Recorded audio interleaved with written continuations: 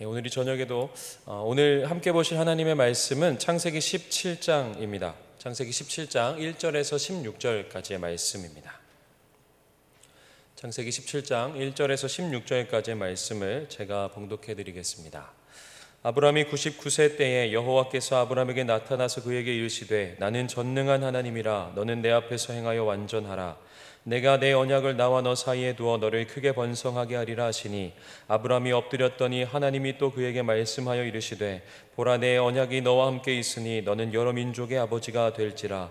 이제후로는 내 이름을 아브람이라 하지 아니하고 아브라함이라 하리니 이는 내가 너를 여러 민족의 아버지가 되게 함이니라. 내가 너로 심히 번성하게 하리니 내가 내게서 민족들이 나게 하며 왕들이 내게로부터 나오리라. 내가 내 언약을 나와 너 및 내 대대 후손 사이에 세워서 영원한 언약을 삼고 너와 내 후손의 하나님이 되리라. 내가 너와 내 후손에게 내가 거류하는 이 땅 곧 가나안 온 땅을 주어 영원한 기업이 되게 하고 나는 그들의 하나님이 되리라. 하나님이 또 아브라함에게 이르시되 그런즉 너는 내 언약을 지키고 내 후손도 대대로 지키라. 너희 중 남자는 다 할례를 받으라. 이것이 나와 너희와 너희 후손 사이에 지킬 내 언약이니라. 너는 포피를 베어라. 이것이 나와 너희 사이의 언약의 표징이니라. 너희의 대대로 모든 남자는 집에서 난 자나 또는 너희 자손이 아니라 이방 사람에게서 돈으로 산 자를 막론하고 난 지 8일 만에 할례를 받을 것이라. 너희 집에서 난 자든지 너희 돈으로 산 자든지 할례를 받아야 하리니 이는 내 언약이 너희 살에 있어 영원한 언약이 되려니와. 할례를 받지 아니한 남자 곧 그 포피를 베지 아니한 자는 백성 중에서 끊어지리니 그가 내 언약을 배반하였음이니라. 하나님이 또 아브라함에게 이르시되 내 아내 사레의 이름을 사레라 하지 말고 사라라 하라. 내가 그에게 복을 주어 그가 내게 아들을 낳아주게 하며 내가 그에게 복을 주어 그를 여러 민족의 어머니가 되게 하리니 민족의 여러 왕이 그에게서 나리라. 아멘.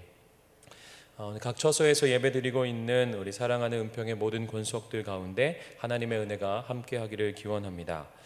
16장 16절은 이렇게 마무리됩니다. 하갈이 아브라함에게 이스마엘을 낳을 때에 아브라함이 86세였더라 이렇게 소개합니다.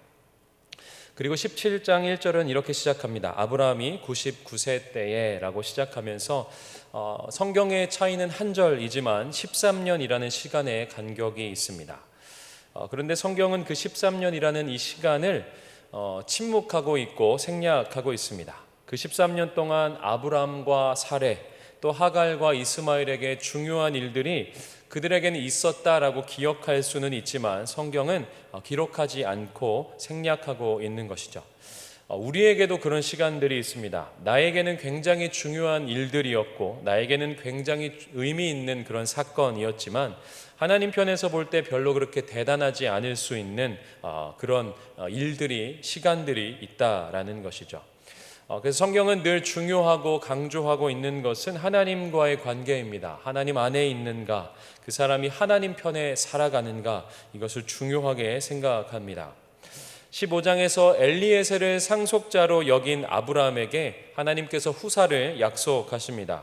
언약을 맺으신 그 하나님을 믿는 그 아브라함을 통해 믿음이 무엇인지를 드러내십니다. 하나님이 방패이시고 상급이시다라는 것이죠. 그런데 16절에서 이스마엘을 낳고 하나님과의 약속과는 멀어지고 하나님과의 관계에는 이렇게 멀어진 그 아브라함에게 17장에 다시 찾아오셔서 하나님께서 언약을 맺으십니다. 그 17장에서는 언약을 맺으신 오늘 이 하나님을 통해서 그렇다면 믿음의 사람은 어떻게 살아가야 하는지를 말씀해 주십니다. 그 첫 번째 말씀이 오늘 본문 1절 말씀인데 제가 읽겠습니다. 아브라함이 99세 때에 여호와께서 아브라함에게 나타나서 그에게 이르시되 나는 전능한 하나님이라 너는 내 앞에서 행하여 완전하라. 아멘. 하나님이 하나님 자신을 이렇게 소개합니다. 나는 전능한 하나님이라. 아브라함은 그 믿음으로 하나님을 따르고 있지만 동시에 계속적으로 창세기를 보면 동시에 하나님을 떠나고 멀리하고 있습니다. 약속의 땅에 순종하며 갔지만 애굽에 내려가기도 하였고 또 하나님을 따른다라고 하고 있지만 아내를 누이로 속이며 또 아내를 잃을 뻔하기도 했습니다. 엘리에셀을 상속자로 삼으라고 하나님께 제안하기도 하고 하갈을 통해서 이스마엘을 낳기도 합니다. 그렇게 13년 만에 다시 아브라함에게 하나님께서 나타나셨습니다. 그렇게 나타나신 하나님께서 뭐라고 말씀하시냐면 나는 전능한 하나님이라 라고 자신을 소개하시면서 아브라함에게 하신 명령은 이것입니다. 너는 내 앞에서 행하여 완전하라 라고 말합니다. 수원에 가면 세계적으로 제일 좋은 신학교가 있습니다. 합동신학대학원 대학교입니다. 우리 교역자들이 이렇게 모교이기도 하죠. 학교에 가면 가장 눈에 뜨는 것이 하나 있습니다. 그것이 무엇인데 화단인데요. 화단에 보면 코람데오 이렇게 적혀 있습니다. 하나님 앞에서라는 라틴어입니다. 한국에도 그 무감독 시험을 보는 학교가 그리 많지 않습니다. 사관학교에서 그렇게 어떤 군인으로서의 어떤 명예와 자존심으로 그렇게 무감독 시험을 보고 있고, 또 신학교에서 종종 이렇게 무감독 시험을 보는 학교들이 있습니다. 사관학교 생도들은 그런 명예와 자존심으로 그 무감독 시험에 임한다면 신학생들은 조금 다릅니다. 하나님 앞에서 그 시험을 준비합니다. 또 무인 매점도 있고 또 여러 가지 그런 일들이 있습니다. 하나님 앞에서 그렇게 살아갈 수 있도록 늘 훈련하는 것이죠. 하나님께서 아브라함에게 말씀하십니다. 내 앞에서 행하여 완전하라, 이 말입니다. 과연 우리가 하나님 앞에서 완전할 수 있을까요? 하나님께서 우리에게 그런 완벽을 요구하신 말일까요? 우리는 하나님 앞에서 완전할 수 없습니다. 하나님 외에는 완전할 수 없는 것이죠. 그렇기 때문에 여기서 말하고 있는 이 말은 완전할 수 있다 없다라는 것보다 중요한 것은 하나님 앞에서입니다. 하나님을 떠났고 그렇게 하나님의 약속과 멀어지고 있는 그 아브라함에게, 그렇게 하나님과의 관계가 끊어진 그 아브라함에게 찾아오셔서 하나님 말씀하는 것이죠. 내 앞에서 행하여 완전하라, 이 말입니다. 달리 말하면 하나님을 떠나면, 하나님과 멀어지면 하나님의 이 약속과 언약이 성취될 수 없다라는 것이죠. 그래서 아브라함을 찾아오셔서 하나님은 나는 전능한 하나님이라 너는 내 앞에서 행하여 완전하라 라고 말합니다. 하나님 앞에서 완전할 수 없는 아브라함이지만 아브라함의 그 안에는 어떠한 요소도 완전할 수 없지만, 그래서 그 사람이 완전함을 이루라 라고 말하는 것이 아니라 전능한 하나님, 완전하신 그 하나님을 절대로 떠나지 않는 그 자리, 약속을 반드시 이루시고야 마시는 그 하나님을 절대로 떠나지 않는 그 자리에 머무는 것, 이것이 완전함이다라는 것이죠. 하나님으로부터 멀어지는 순간 완전함은 사라지게 됩니다. 그리고 다시 하나님은 아브라함과 언약을 약속하십니다. 반복해서 말하는 것이 오늘 본문에 보면 내 언약입니다. 2절에 보면 내가 내 언약을, 4절에도 보라 내 언약이, 7절에 내가 내 언약을, 9절에 보면 너는 내 언약을, 10절에도 내 언약이니라, 13절에 내 언약이 너희 살에 있어, 14절에 내 언약을 배반하였습니다, 19절에 그와 내 언약을 세우리니. 17장에 계속해서 반복하는 것은 무엇이냐면 다시 한번 아브라함에게 찾아오셔서 하나님께서 내 언약, 내 언약, 내 언약라고 말합니다. 그리고 내가 말하면서 하나님이 이 언약의 주체이시고, 내가 이 언약을 세우고, 내가 누구와 언약을 세우냐면 아브라함과만 세우는 것이 아니라 너와 내 후손 사이에 세우겠다라고 말씀하는 겁니다. 12장에서 아브라함을 부르실 때에는 아브라함과 약속한 그 언약이지만 17장에는 더 확장되어서 너와 내 후손 사이 대대에 끊어지지 않는 영원한 언약라고 말하면서 조금 이 언약의 이것이 확장이 됩니다. 17장은 아브라함을 통해서 믿음의 사람은 하나님 앞에서 어떻게 살아야 하는지를 보여주는데, 하나님께서는 먼저 그들의 이름을 바꾸어 주십니다. 아브라함을 아브라함으로, 사레를 사라로 바꾸어 주십니다. 아브라함은 존귀한 아버지라는 뜻인데 아브라함은 여러 민족의 아버지입니다. 4절과 5절에 그렇게 말하고 있습니다. 또 사레는 귀부인, 왕후라는 뜻을 갖고 있는데 여러 민족의 어머니 사라로 15절 16절에 보면 그렇게 이름을 바꾸어 주십니다. 그저 이름을 바꾸는 것은 부르는 호칭이 바뀌는 것이 아니고 그것을 넘어서서 그 존재와 본질이 바뀌어진다는 것을 의미합니다. 저마다 사람이 자신이 존귀하고 또 자신이 평안하고 자신이 인정받고 자신이 그렇게 안락한 삶을 추구하는 것이죠.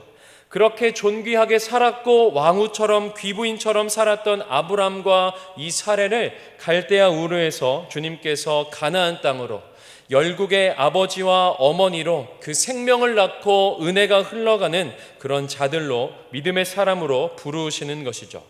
그러니까 4절과 5절, 그 15절과 16절 이 사이에 할례 언약이 있습니다. 아브라함의 이름을 바꿔주시고 사라의 이름을 바꿔주시고 그 가운데 할례가 있는 것이죠. 16절에 이스마엘 탄생이 있고 18절에 이삭의 탄생을 예고한 그 사이 17장에 할례가 있습니다. 그러니까 17장 자체가 16장과 18장 그 사이에 샌드위치로 있고 아브라함의 이름을 바꾸고 사라의 이름을 바꾼 그 사이에 할례가 들어가 있습니다. 그러니까 이것은 햄버거와 같은 것이죠. 양쪽 빵이 있고 그 가운데 고기가 있습니다. 햄버거에서도 빵은 중요하지 않습니다. 그 가운데 고기가 뭐냐에 따라서 불고기 버거면 불고기, 만약에 새우가 들어가면 새우버거, 그런 것이죠. 그리고 가운데 본문 이 17장에서 16장과 18장을 잡고 있고 아브라함의 이름을 바꿔주신 것, 사라의 이름을 바꿔주신 것을 붙잡으면서 이 할례가 그 가운데서 강조되고 설명되는 구조입니다. 아브라함의 이름을 바꾸신 그 하나님께서 6절과 8절의 언약을 재확인시켜 주십니다. 제가 읽어드리겠습니다. 내가 너로 심히 번성하게 하리니 내가 내게서 민족들이 나게 하며 왕들이 내게로부터 나오리라. 내가 내 언약을 나와 너 및 내 대대 후손 사이에 세워서 영원한 언약을 삼고 너와 내 후손의 하나님이 되리라. 내가 너와 내 후손에게 내가 거류하는 이 땅 곧 가나안 온 땅을 주어 영원한 기업이 되게 하고 나는 그들의 하나님이 되리라. 아멘. 창세기 12장에서 약속된 것이 확장된 것들이 있는데 하나님이 내 언약 계속 강조하면서 12장에서 큰 민족을 이루겠다라는 이 말이 17장에는 왕들이 나오는 민족이 됩니다. 12장에서 아브라함과 맺은 이 언약이 17장에 보면 너와 내 후손 가운데 끊어지지 않고 이어지는 그 언약의 영원함과 변치 않는 이 불변성을 확인시켜 줍니다. 그리고 이제 언약의 표징 할례를 말씀하십니다. 9절과 12절 말씀인데 제가 읽겠습니다. 하나님이 또 아브라함에게 이르시되 그런즉 너는 내 언약을 지키고 내 후손도 대대로 지키라. 너희 중 남자는 다 할례를 받으라. 이것이 나와 너희와 너희 후손 사이에 지킬 내 언약이니라. 너희는 포피를 베어라. 이것이 나와 너희 사이의 언약의 표징이니라. 너희의 대대로 모든 남자는 집에서 난 자나 또는 너희 자손이 아니라 이방 사람들에게서 돈으로 산 자를 막론하고 난 지 8일 만에 할례를 받을 것이라. 아멘. 하나님의 그 선택과 그 하나님의 언약 가운데 들어가는 것은 아브라함의 자손이 이어서가 아니라 언약의 표징을 갖고 있어야 한다라는 겁니다. 그러니까 언약 백성의 어떤 조건이 아브라함에게 있지 않고 집에서 난 자나 이방 사람에게서 돈으로 산 자를 막론하고 아브라함을 통해서 난 그 혈통이거나 아니면 돈으로 사온 종을 막론하고, 그러니까 할례는 처음부터 혈통이나 인종, 신분을 뛰어넘는 그 하나님의 구원을 보여주고 있습니다. 14절에 보면 할례를 받지 않으면 그래서 할례를 받지 않은 남자 곧 그 포피를 베지 아니한 자는 백성 중에서 끊어지리니 그는 내 언약을 배반하였음이라 라고 말합니다. 하나님의 언약을 배반한 것이다 라고 말합니다. 이 배반하다라는 그 원어의 뜻을 보면 파괴하다, 무효하다 이런 뜻이 있어요. 그러니까 언약을 파괴하고 하나님의 언약 백성으로 무효되는 겁니다. 그렇기 때문에 할례가 중요하고 그래서 할례를 하나님이 이렇게 소개하고 있는 겁니다. 아브라함에 대한 그 이름, 또 사레에 대한 그 이름, 그리고 그 가운데 할례에 대한 그 약속이 있습니다. 그럼 왜 아브라함과 사라의 그 사이에 이 할례가 있을까요? 할례는 남자들에게 요구되는 그 하나님의 표징입니다. 만약에 아브라함의 이름을 바꾸고 사라의 이름을 바꾸고 그 다음에 할례를 소개하게 되면 할례는 남자에게만 해당되기 때문에 중간에 끼어 있는 이 사라는 상대적으로 되게 보조적인 역할로 이렇게 보여질 수 있습니다. 그죠? 하나님의 역사의 어떤 부분적인 중심이 아닌 것 같아 보일 수 있습니다. 그런데 성경은 의도적으로 그 순서를 어떻게 하냐면 아브라함과 할례 그리고 사라를 잡습니다. 그러니까 아브라함과 사라를 동일한 지위에 두고 있는 거죠. 할례는 남자인 그 아브라함이 감당할 표징이지만 아브라함과 함께 그 믿음의 약속의 그 자녀를 낳게 된 이 사라를 동시에 소개하는 겁니다. 그러니까 아브라함과 사라가 결국에 열국의 아버지와 어머니임을 하나님께서 드러내 주시는 것이죠. 그렇다면 왜 남자의 포피일까요? 언약의 표징인 이 할례를 왜 포피를 베도록 하셨을까요? 하나님께서 남자와 여자를 창조하시고 생육하고 번성하라 라고 말씀했습니다. 그러니까 남자와 여자를 통한 이 성적인 관계는 생명을 만드는 관계인 것이죠. 생육하고 번성하는 겁니다. 그래서 할례를 통해서 앞으로 태어날 이 아브라함의 자녀들은 하나님의 언약과 연결됩니다. 아브라함이 하갈을 통해서 난 자가 이스마엘입니다. 생명이 나왔는데 그 생명이 이스마엘인 것이죠. 그러나 하나님께서 아브라함과 사라를 통해서 낳을 약속의 아들은 이삭입니다. 이제 아브라함과 그 후손들과 언약을 맺으시고 생명이 태어나게 되는데 하나님은 무엇을 요구하시냐면 하나님과 언약, 그 대대로 이 언약을 지킬 그 후손을 요구하십니다. 그래서 이스마엘을 낳고 나서 99세의 아브라함에게 무엇을 준비시키시냐면 하나님 앞에 완전하라 라고 말씀하는 것, 그렇게 하나님 앞에서 살아가라 라고 말하는 겁니다. 너뿐만 아니라 너를 통해 그 믿음의 후손들이 또 하나님과의 그 언약을, 그 영원한 언약을 지키면서 그 후손들을 통해 하나님이 일하시도록 믿음의 후손을 만들라라는 겁니다. 왜냐하면 이 믿음의 후손을 통해서 아까 왕들이 나오게 되는데 아브라함을 통해 다윗이, 또 다윗을 통해 예수 그리스도가 오시기 때문입니다. 구원의 완성이 되시는 예수 그리스도가 오시는 겁니다. 할례에서 중요한 원칙은 그 대상에서 제외된 사람이 아무도 없습니다. 모두가 그 대상인 거죠. 아브라함의 후손이 아니더라도, 이방 남자더라도, 돈으로 사더라도, 그 사람이 종이더라도 모든 남자는 받아야 되는 겁니다. 그러니까 할례를 받지 않으면 백성 중에 끊어질 것이다 라고 말씀하셨습니다. 그러니까 하나님의 이 부르심과 이 구원은 혈연이 아니라 언약으로 연결되는 것이죠. 아브라함의 후손이기 때문에 언약 백성이 되는 것이 아니라 하나님께서 아브라함을 부르시고 선택하시고 그렇게 믿음의 조상이 되었던 것처럼 중요한 것은 누가 아브라함을 부르시고 누가 아브라함을 선택하시고 만들어 가시는가 하는 것이죠. 하나님의 그 언약 가운데 있고 하나님께서 그렇게 일하시고 계신다라는 겁니다. 그래서 할례는 하나님과의 언약을 맺은 하나님 백성임을 나타내는 표징입니다. 이 언약은 출애굽기에서 완벽해집니다. 나는 너희의 하나님이 되고 너희는 나의 백성이 되리라. 시내 산에서 언약을 맺으시고 이것이 출애굽의 목적이 됩니다. 그러니까 할례는 하나님과의 관계 안에 있는 것이고 하나님과의 언약에 있습니다. 누구든지 할례를 받으면 하나님의 언약 백성 가운데 있는 것이고 반대로 아무리 아브라함의 자손이라 할지라도 할례를 행하지 않으면 언약 백성이 아닌 것이죠. 그런데 지금은 할례를 행하지 않습니다. 예수 그리스도로 온전해졌기 때문입니다. 그러나 이 원리는 지금까지 그대로 흘러갑니다. 구약의 원리가 완성된 것이지 파기된 것은 아니기 때문입니다.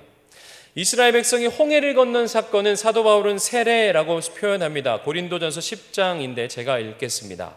형제들아, 나는 너희가 알지 못하기를 원하지 아니하노니 우리 조상들이 다 구름 아래에 있고 바다 가운데로 지나며 모세에게 속하여 다 구름과 바다에서 세례를 받고 라고 말합니다. 그러니까 할례의 의미가 세례로 이어지고 있기 때문에 할례의 완성은 예수 그리스도로 연결됩니다. 성도는 하나님 안에 있어야 합니다. 주의 몸된 교회 가운데 있어야 합니다. 그래서 우리의 세례는 나는 죄인이기 때문에 하나님의 구원의 은혜가 필요하다는 이 할례와 같은 상징이 있고 은혜의 방편이 세례입니다. 구원의 은혜가 흐르는 그런 교회의 공동체가 되어야 하는 것이죠. 그런데 문제는 하나님께서 사라를 통해서 아들을 주기로 했는데 이 아브라함의 연약함 때문에, 이 사라의 연약함 때문에 이 언약이 파괴될 위기에 있는 것이죠. 아브라함의 노력과 또 사라의 어떤 정결함으로 그럼 약속의 아들을 받을 수 있을까 했을 때는 아닙니다. 하나님의 약속을 기다리거나 지켜낼 믿음의 실력이 없기에 이들은 이스마엘을 낳았습니다. 사라를 통해서 주시기로 약속했다면 아브라함은 어떻게 해서든지 사라를 지켜내야 했는데 애굽으로 내려갔을 때에도 두려웠고 무서웠고 그래서 바로에게 사라를 넘겨줍니다. 그 약속을 지켜내거나 기다릴 믿음이 없는 것이죠. 이후에 이삭을 낳은 것은 엄밀히 말하면 아브라함과 사라가 낳은 것이 아니고 하나님입니다. 믿음의 조상 아브라함으로부터 이어지는 그 이삭은 단순히 이들의 자녀가 아니라 하나님의 자녀인 것이죠. 인간의 능력이 아니라 하나님의 약속의 자녀가 바로 이삭입니다. 많은 이야기들이 뉴스 가운데 어수선한 이야기들이 많이 있습니다. 그러나 그리스도인들에게 이 가정은, 부모는, 또 자녀는 혈연보다 더 중요한 의미가 있습니다. 그것은 무엇이냐면 하나님께서 주신 겁니다.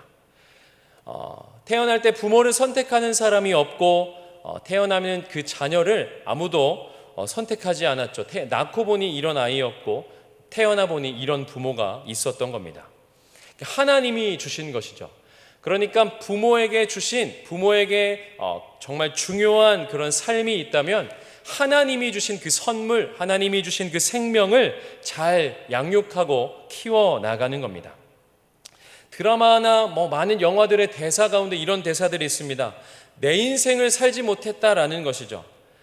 자녀를 키우는 것은 그러면 내 인생이 아닐까라고 했을 때 하나님이 맡겨주신 거다라는 것이죠. 내가 지금 내 인생을 그냥 나만 위해서 살아간다면 그것은 세상 사람과 다른 것이 없습니다.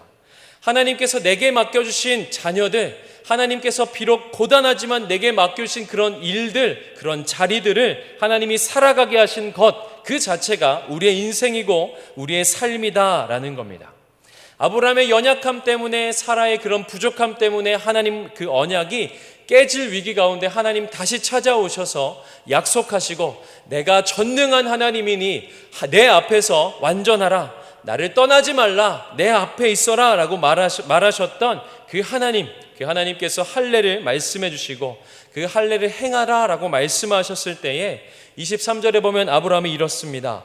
이에 아브라함이 하나님이 자기에게 말씀하신 대로 이날에 그 아들 이스마엘과 집에서 태어난 모든 자와 돈으로 산 모든 자 곧 아브라함의 집사람 중 모든 남자를 데려다가 그 포피를 베었으니, 아브라함은 늘 믿음의 길을 첫 번째로 간 사람이기 때문에 우여곡절도 많고 연약함도 드러나지만 그 아브라함의 믿음의 조상이 되었던 그 여정 속에서 하나님께서 늘 강조하고 드러내시는 사건들은 그 즉각적인 순종입니다.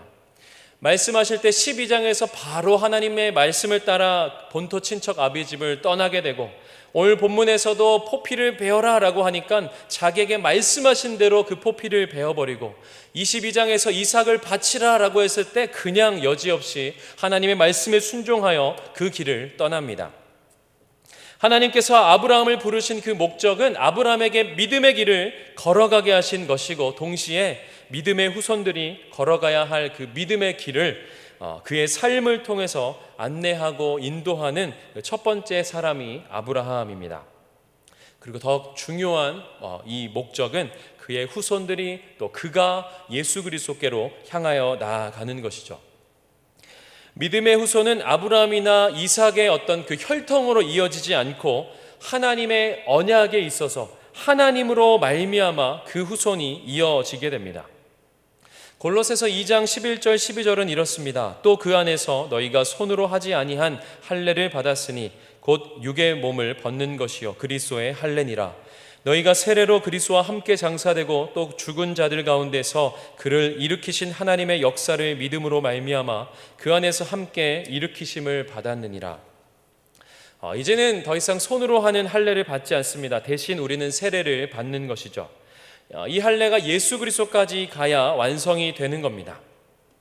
우리의 구원이 우리의 어떤 온전함과 우리가 완벽할 수 있는 그런 조건에 가지고 있어서가 아니라 주님 앞에 온전할 수 없는 존재이고 하나님 앞에 할 말 없는 죄인이지만 그 죄인을 예수 그리스도께서 십자가의 은혜로 구원해 주신 겁니다.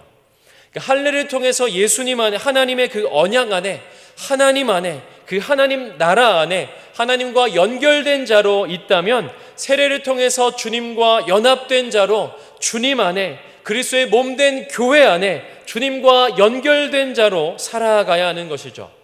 나의 왕이십니다, 나의 구주가 예수 그리스도십니다 고백하는 그 고백을 넘어서서 우리의 삶 속에서 아브라함 그 연약함이 있지만 그런 믿음의 삶을 살아가는 그런 삶이 필요하다라는 겁니다. 여전히 우리의 삶 속에서 그냥 내 유익, 그냥 그저 아브라함처럼 그냥 존귀한 사람으로 살아가는 것, 사례처럼 그냥 왕후처럼 귀부인처럼 살아가는 것을 넘어서서 세상 사람들은 나의 존귀함, 내가 인정받고 내가 편안하고 내가 안락함을 따라간다면, 나를 통해서 그 믿음의 사람들이 세워질 수 있도록, 나를 통해서 예수 그리스도가 흘러갈 수 있도록, 나를 통해서 그 하나님 나라가 세워질 수 있도록 그 안에서 우리가 하나님의 사람으로 그 믿음의 길을 걸어가는 겁니다. 하나님이 지금 이 시대 가운데 우리를 살아가게 하셨고, 우리 교회로 우리를 묶어주셨고, 우리 가정에서 그 한 사람 한 사람을 가족으로 불러주시고 함께하게 하셔서 그 인생을 살아가게 하신 그 하나님 앞에 살아가는 겁니다. 그렇게 순종하는 것이죠. 어려운 삶이고 또 고단하고 또 상황적으로도 힘든 그런 우리들의 지금의 현실이지만, 우리가 지금 하나님 앞에 살아가야 함을 잊지 말아야 합니다. 하나님 앞에 살아가는 것을 잊어버리면 우리의 신앙은 무너지게 되고, 아브라함과 같이 속절없이 사단의 유혹 또 사단의 공격의 대상이 되고 무너지게 되겠죠. 그렇기 때문에 사단은 유혹하고 공격하겠지만 목적은 한 가지입니다. 하나님과 멀어지게 하는 것이죠. 그래서 우리는 늘 하나님 앞에 있는 것을 잊지 않는 것이 신앙에서 중요합니다. 그 전능하신 하나님께서 오늘 저와 여러분에게도 동일하게 말씀하십니다. 내 앞에서 완전하라 라고 말씀하는 것이죠. 온라인으로 예배 드리는 것이 어렵죠. 그렇게 믿음으로 살아가는 것이 쉽지 않습니다. 그렇지만 우린 지금 하나님 앞에 살아갑니다. 어떻게 보면 그 13년이라는 시간을 성경에서 기록하지 않고 있는 것처럼 우리가 살아가는 이 시간이 하나님이 그저 생략해버리시거나 하나님이 그저 기록하지 않는 우리 인생에서 그냥 사라지는 시간이 아니라 하나님 앞에 살아가는 그런 애씀, 하나님과의 그 관계 안에서 몸부림치는 그 시간으로 하나님께서 기억하시고 하나님께서 칭찬하시는 우리들의 시간이 되기를 소망합니다. 하나님 다시 찾아오셔서 아브라함을 만나주시고 회복하시고 약속하신 그 하나님께서 오늘도 예수 그리스도를 통하여서 우리를 죽기까지 사랑하신 그 주님의 그 사랑, 우리가 세례를 통하여서 그 주님과 연합된 자로 그 그리스도의 몸된 그 지체로 살아가는 우리 가운데 다시 한번 하나님은 말씀하십니다. 그 하나님의 백성으로, 주의 백성으로 살아갈 것을 말씀하고 있습니다. 하나님 앞에 머무는 삶, 다시 한번 구원의 감격과 그 은혜가 회복되는 저와 여러분의 신앙이 되기를 주님의 이름으로 부탁드립니다. 함께 기도하겠습니다. 오늘 말씀을 통하여서 기도하실 때 하나님, 오늘도 하나님 앞에 온전한 우리의 신앙 되기를 소망합니다. 하나님을 떠나지 않는 우리의 신앙 되게 하여 주시고, 이 신앙이 나에게서 끝나는 것이 아니라 12장에서 또 17장으로 아브라함과 그 후손으로 확장되었던 그 언약처럼 나를 통해서 우리의 자녀들이, 우리 교회를 통하여서 우리의 다음 세대들이 하나님의 사람으로, 믿음의 사람으로 살아갈 수 있도록 그렇게 해달라고, 하나님, 우리가 하나님 앞에 머물겠습니다. 이 믿음의 신앙을 전수하는 우리 교회, 우리의 가정, 우리 부모들 되게 해달라고 우리 주님의 이름 3번 부르고 간절히 기도합니다.